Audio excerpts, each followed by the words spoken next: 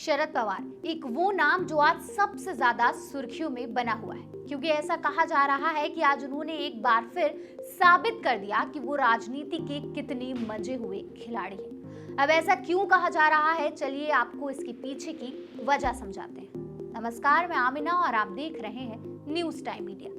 दरअसल शरद पवार ने 2 अप्रैल को अचानक से एनसीपी के अध्यक्ष पद से इस्तीफा देने की घोषणा कर दी थी। उनकी इस घोषणा के बाद सिर्फ महाराष्ट्र ही नहीं बल्कि पूरे देश की सियासत डगमगा गई थी। लेकिन आज एनसीपी के वरिष्ठ नेता प्रफुल्ल पटेल ने प्रेस कॉन्फ्रेंस की और उसमें बताया कि शरद पवार ने अध्यक्ष पद से इस्तीफा दिया था, जिसे एक मत से नामंजूर किया जाता है और हम उनसे विनती करते हैं कि वे पद पर कायम रहें और अपनी जिम्मेदारी निभाएं। ये सर्वसम्मति से एक यहाँ पर अपना प्रस्ताव पास किया है और वो प्रस्ताव मैं पढ़ के केवल इतना ही बताऊंगा कि राष्ट्रवादी कांग्रेस पक्ष के राष्ट्रीय अध्यक्ष, देश के नेता माननीय शरद पवार साहब, इन्होंने राष्ट्रीय अध्यक्ष पद का इस्तीफा देने का अपना विचार व्यक्त किया था। आदरणीय शरद पवार साहब का राजीनामा हम एक मत से सर्वानुमत नामंजूर करते हैं और उनको सामूहिक तौर से ये हम विनती करते हैं कि उन्होंने अपने इस पद पर कायम रहना चाहिए और ये जिम्मेदारी उन्होंने निभाते रहना चाहिए। खैर, राजनीतिक गलियारों में ऐसी चर्चा है कि 2 अप्रैल से जारी इस घटनाक्रम की पूरी स्क्रिप्ट खुद शरद पवार ने ही लिखी थी। अब ऐसा उन्होंने क्यों किया, ये भी समझ लीजिए। आपको मालूम है कि 2024 का लोकसभा चुनाव कितना करीब है, लिहाजा अपनी सियासी अहमियत दर्शाने का इससे अच्छा मौका शरद पवार को कोई दूसरा नहीं मिलता, क्योंकि शरद पवार को ये बात खुद पता है कि वही है जो बीजेपी के खिलाफ माहौल बनाने की कुव्वत रखते हैं।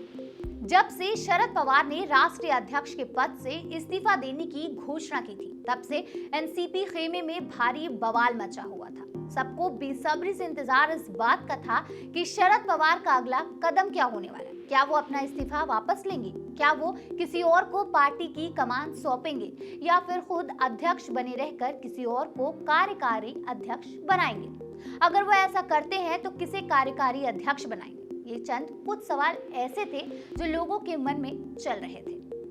लेकिन आज एनसीपी के वरिष्ठ नेताओं की प्रेस कॉन्फ्रेंस ने सब कुछ साफ कर दिया।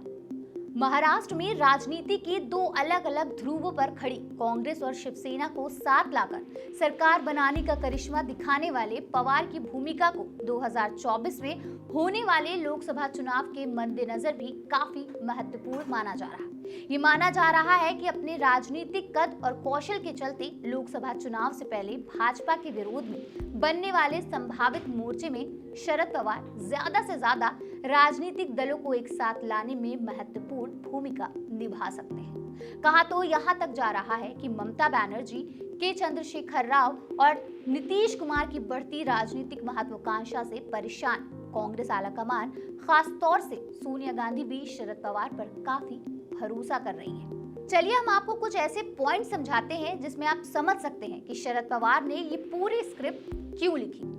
दरअसल हाल ही के दिनों में जिस तरह से उनके भतीजे अजीत पवार के बार बार भाजपा के साथ जाने की खबरें आ रही थी, उसे देखते हुए ये कहा जा रहा है कि हो सकता है अपनी पार्टी एनसीपी को टूटने से बचाने के लिए पवार ने अपने इस्तीफे का ये बड़ा दांव खेला और उनका ये दांव आखिरकार काम कर ही गया। अभी की बात करें तो शरद पवार को अब अपना फैसला वापस लेना पड़ेगा और अध्यक्ष पद का दायित्व संभालना ही पड़ेगा।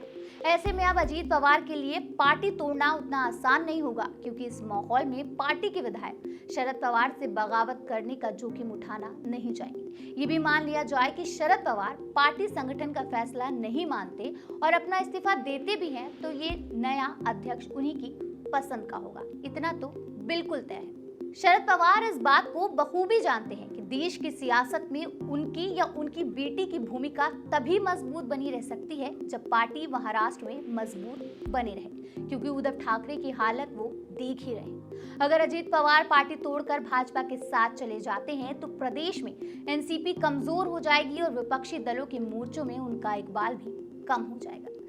शायद यही वजह है कि अपने राजनीतिक स्टाइल के मुताबिक शरद पवार ने सभी को चौंकाने वाला ये बड़ा दांव खेल दिया। बहरहाल ये भी माना जा रहा है कि महाराष्ट्र की राजनीति में इस्तीफे का दांव खेलकर शरद पवार ने कांग्रेस समेत तमाम विरोधी दलों को ये भी संदेश देने का प्रयास किया था कि वो राष्ट्रीय राजनीति में भी बड़ी भूमिका निभाने को तैयार है। फिलहाल हमारी इस रिपोर्ट में बस इतना ही। आप बने रहिए और देखते रहिए न्यूज़ टाइम मीडिया।